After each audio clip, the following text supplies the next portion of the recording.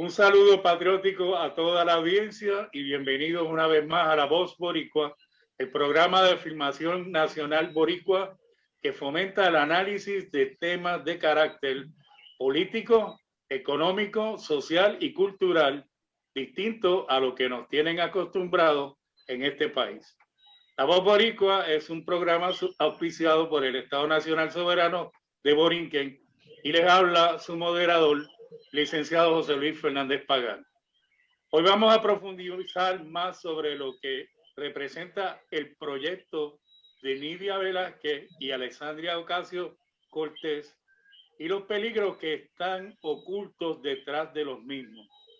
En contraste, vamos a examinar más en detalle el proyecto que está preparando la Asamblea Permanente por la Descolonización y la Soberanía Nacional Boricua, y para discutirla con nuestro país con el propósito de resolver de una vez por todas el estatus político de Puerto Rico.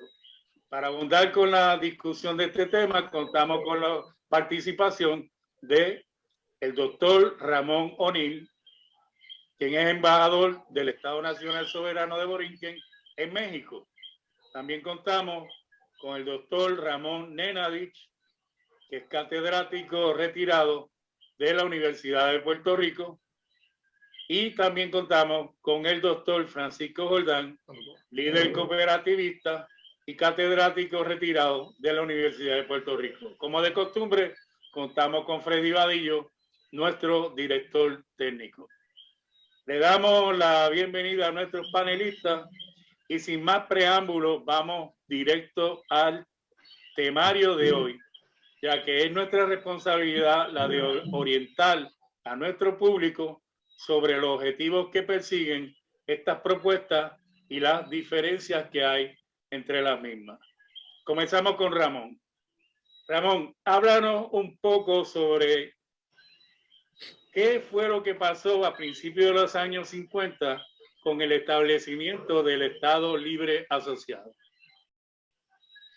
Cómo no, muchas gracias y saludos a toda la audiencia de este programa, La Voz Boricua.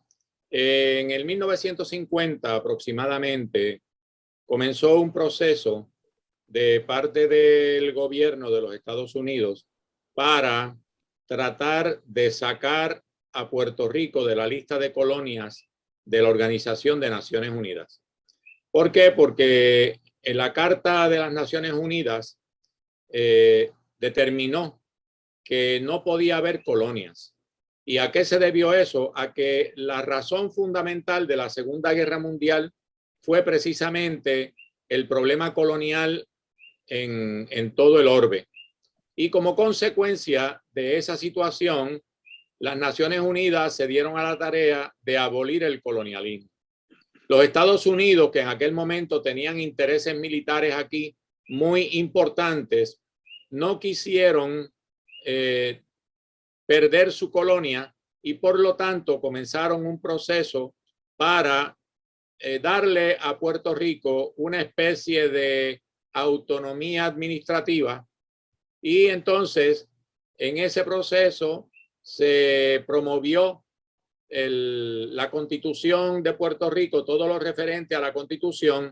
Se creó una asamblea constituyente para redactar esa Constitución, que fue en todo momento auspiciada y supervisada por el gobierno de los Estados Unidos. Y como consecuencia de eso, en el 1952 se estableció, al aprobarse la Constitución, lo que conocemos como el Estado Libre Asociado. El problema con eso fue que eso resultó ser un engaño para nuestro pueblo, porque los Estados Unidos alegaron en la ONU que ya Puerto Rico era un país con gobierno propio y que había dejado de ser colonia. Y eso no resultó en la realidad. En la realidad lo que pasó fue que ellos encubrieron el coloniaje con esa Constitución de 1952 y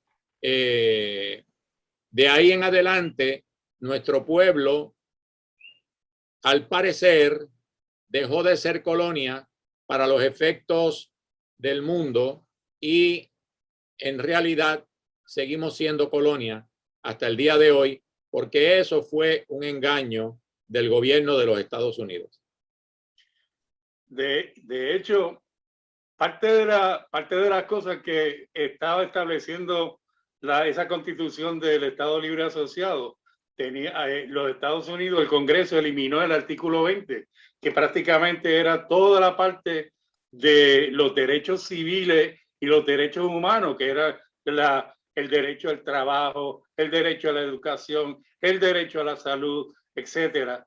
Quiere decir que los Estados Unidos, el Congreso, aun cuando da en la ley 600 esa autorización para crear la Constitución, lo que hace es controlarnos, o sea, que no nos dieron en sí ninguna autonomía, ninguna libertad, ninguna soberanía. O sea, que no tenía derecho prácticamente, como quien dice, o sea, Puerto Rico, a quitarnos de la lista de territorios coloniales con esa resolución 748. Embajador O'Neill, nos gustaría saber su opinión sobre este tema, si es tan amable. Mi enfoque es un poco diferente.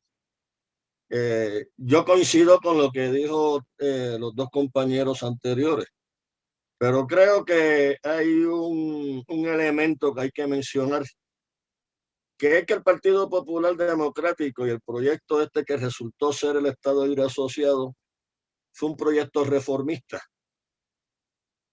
porque ya habían parado el proyecto verdaderamente libertario, que era el proyecto que esgrimía y defendía abiertamente don Pedro Albizu Campos y el Partido Nacionalista de Puerto Rico.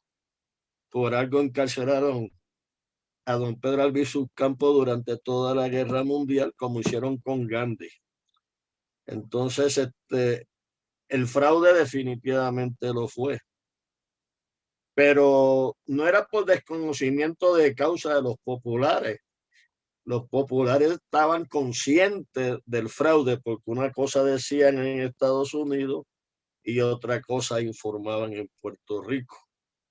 Entonces, como ellos tenían ese apoyo masivo que logró Luis Muñoz Marín y su partido en gran medida por el Plan Chardón, que después ellos se lo adjudicaron, el desarrollo de la agricultura, de la infraestructura de Puerto Rico, etcétera.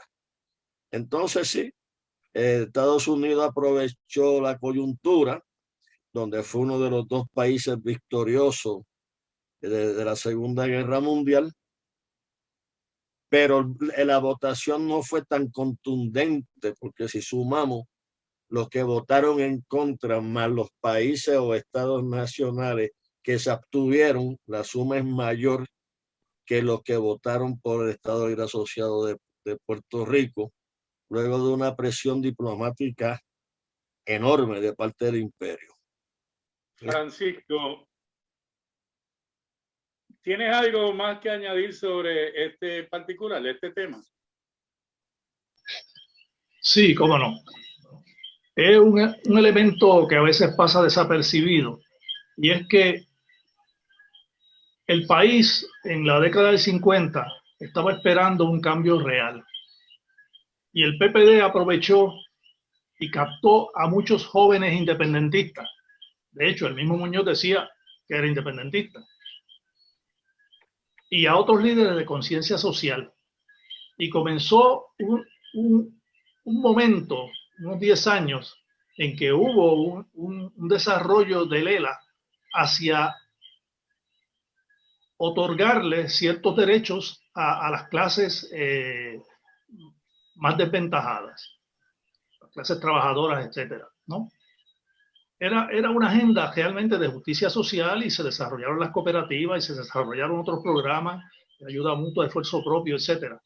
Eso no se lo podemos quitar a esa generación. Pero poco después se descubrió, ¿verdad?, el engaño, cuando comenzó la operación Manos a la Obra y se le dio la costura, el traje colonial, a la colonia, ¿verdad? Entonces se abandona todo ese programa de justicia social y se comenzó a atraer el capital extranjero y comenzó la era de la corrupción y la era de criar o crear estadistas. Ese es un elemento que a veces pasa desapercibido. Y en general el ELA se establece para obligar a los boricuas a aceptar ese camino de la colonia. Muchos lo aceptaron. Siguiendo esta misma línea de pensamiento, tenemos entonces ahora en el presente han habido varios plebiscitos para tratar de resolver el problema de las relaciones de Estados Unidos con Puerto Rico.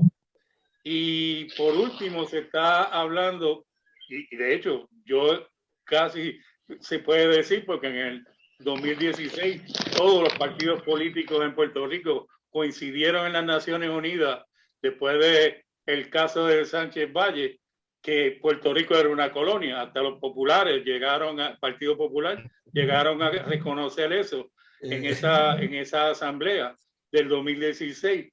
Y ahora se está trayendo un proyecto de ley que es a través de los congresistas Nidia Velázquez y Alexandria Ocasio y Bob Menéndez, que está tratando de traer una asamblea constituyente para poder traer al pueblo de Puerto Rico a establecer cuál es el tipo de relación que quiere tener con los Estados Unidos. Y están proponiendo en este proyecto que se haga la de la independencia, la fórmula de independencia, la fórmula de libre asociación y la fórmula de estadidad.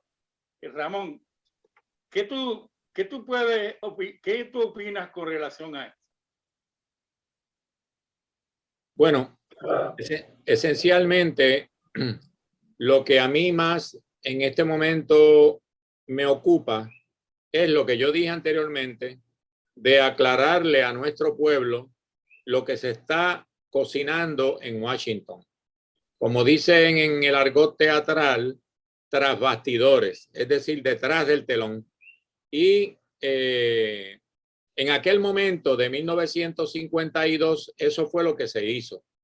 Se llevó a cabo un proceso en Washington del cual no se le decía nada a nuestro pueblo, y si se le decía algo, allá se hacía y se decía una cosa y acá se decía y se hacía otra. El resultado fue la famosa Constitución de 1952 que ya hemos señalado, creando el Estado Libre Asociado. Pero en aquel tiempo el licenciado Vicente Geigel Polanco, que había sido secretario de Estado de Luis Muñoz Marín y había renunciado, comenzó a denunciar ese proceso porque se dio cuenta que era una trampa para nuestro pueblo, y escribió toda una serie de artículos en el periódico El Mundo que fueron muy ilustrativos, pero que desafortunadamente el poder que tenía Luis Muñoz Marín y el gobierno de los Estados Unidos era tan grande en el país que se impuso esa última voluntad.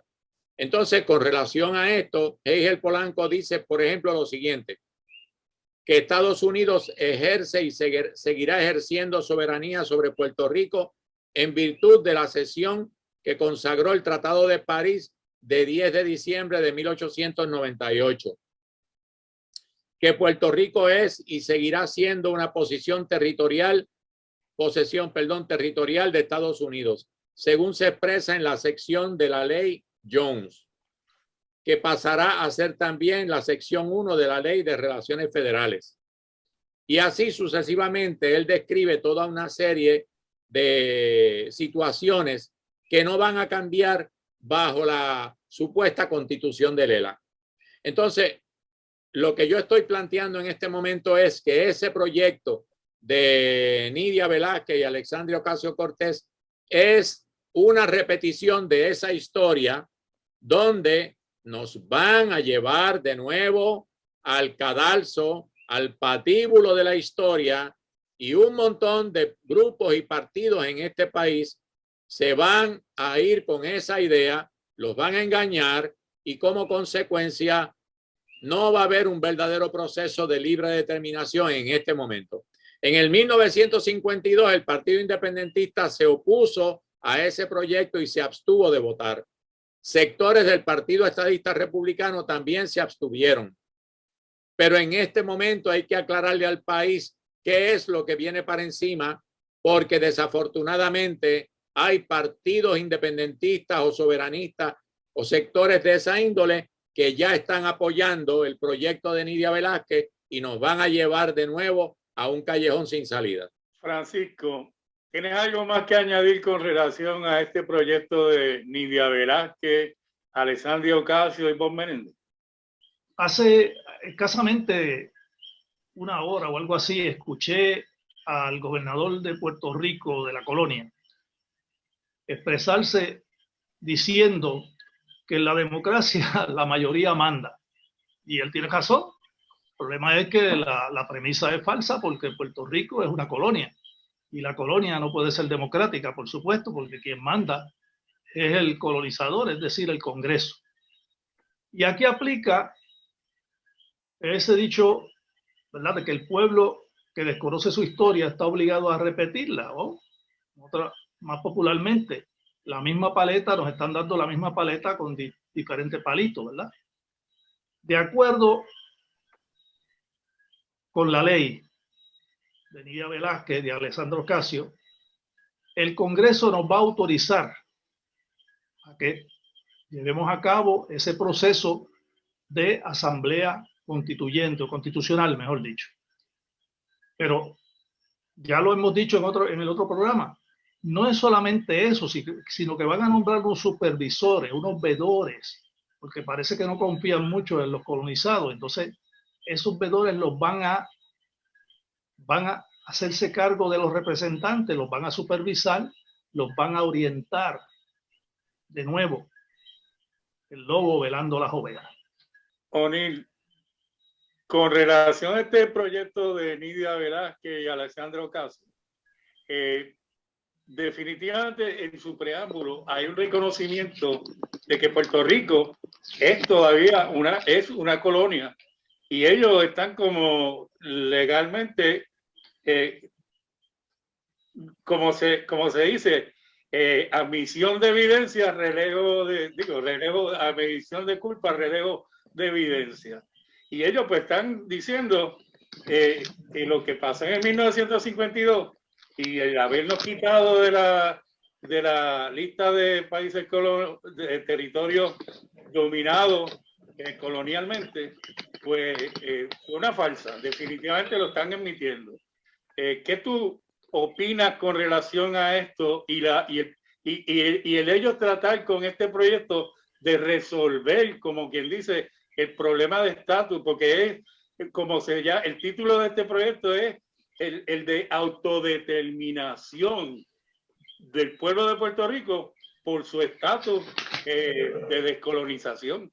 Yo en el anterior turno expresé que el ELA fue la respuesta conservadora, reformista, ante el ímpetu revolucionario inclusive del Partido Nacionalista de Puerto Rico por lograr, es más, para restablecer la república que estaba vinculada con el Grito del Ares. Don Pedro Albizu Campos a tiempo y públicamente dijo que el ELA era un fraude. Hoy, en la actualidad, nos encontramos con una situación muy parecida. ¿Por qué? Porque estamos viendo un resurgimiento de las fuerzas patrióticas nacionalistas. Porque nosotros no somos un pueblo, nosotros somos una nación. Una nacionalidad constituida en el proceso de lo que es la propia historia. Ahora bien, ¿cómo que vemos en estos últimos meses? Un auge y un crecimiento contundente del Partido Independentista puertorriqueño. Creo que no lograba registrarse por varias ocasiones y esta vez redondeando sacó 14% del electorado que votó. Estamos hablando, simplemente no me falla, unos 130, 140,000 votos, que eso no es poca cosa. Por otro lado, no olvidamos que meses antes, aquellas manifestaciones multitudinarias que logró, mal encaminada, pero lo logró, expulsar, obligar a renunciar al gobernador colonial del momento, el nene Ricky Rosselló.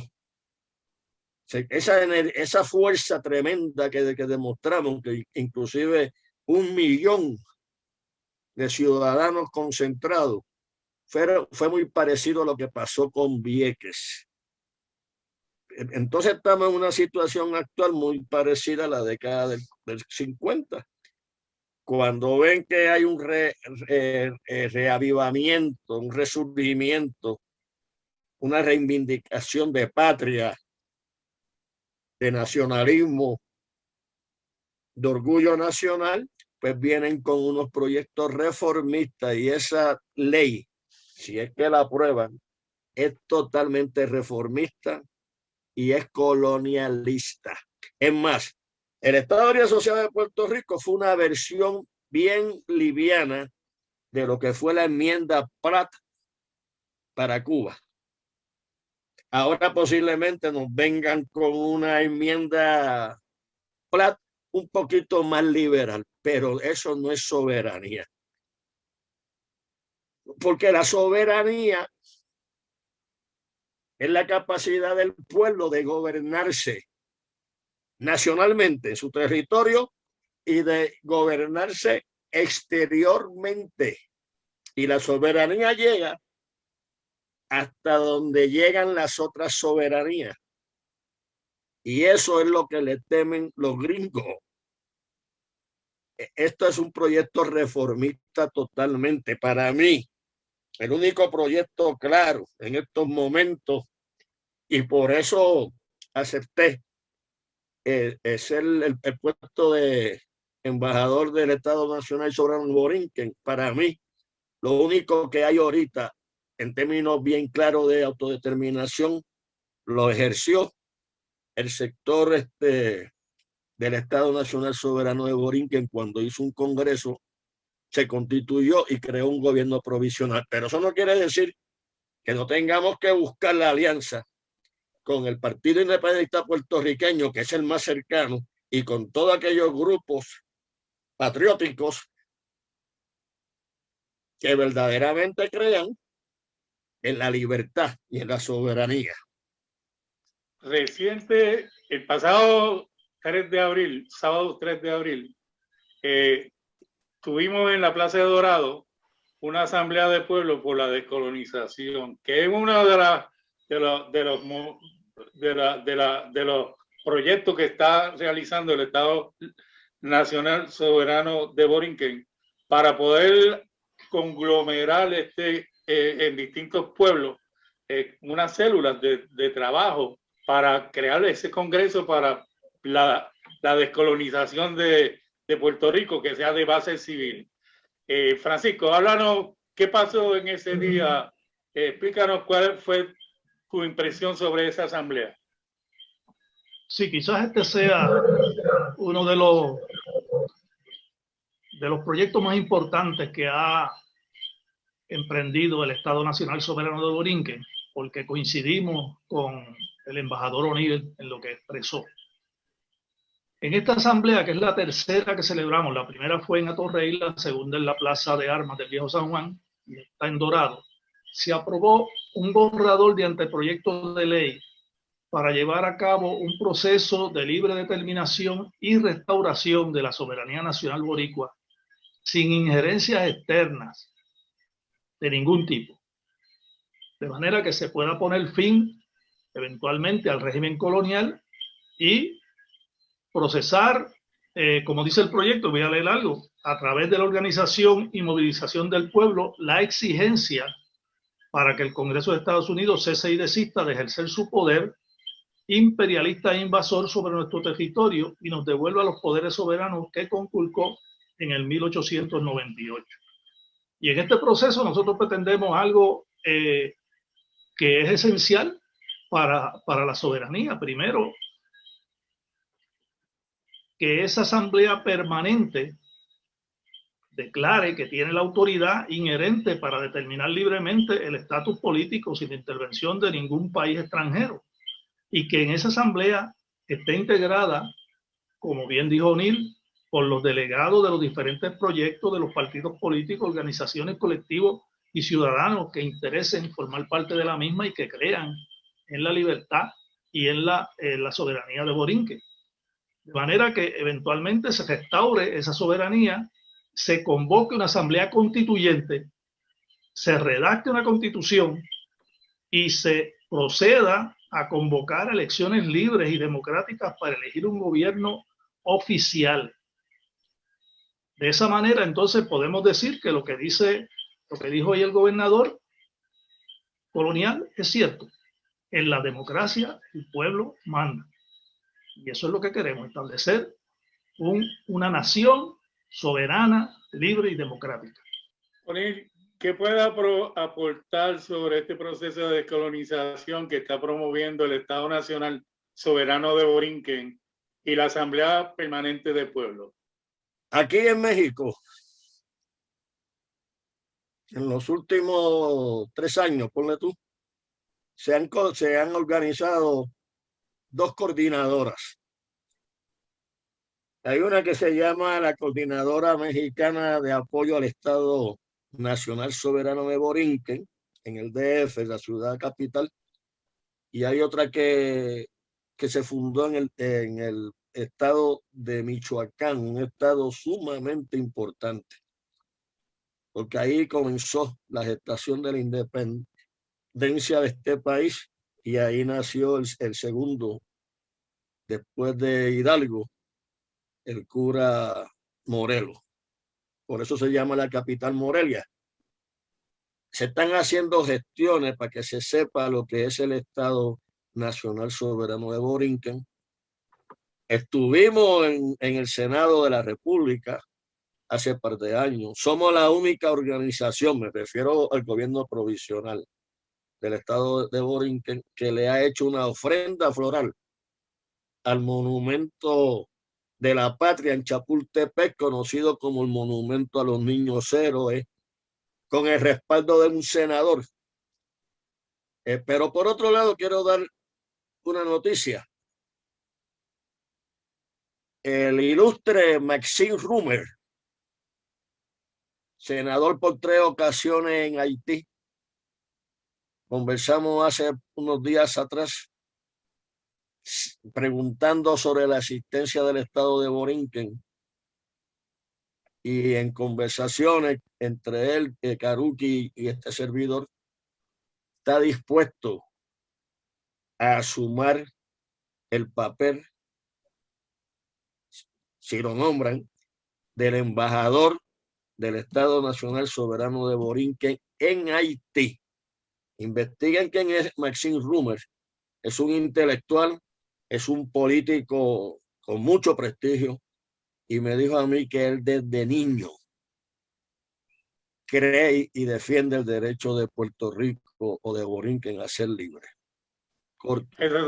Esas son buenas noticias. Se nos ha acabado el tiempo, nos hubiera gustado tener más tiempo para continuar con este tema. En el próximo programa continuaremos abordando más sobre el mismo.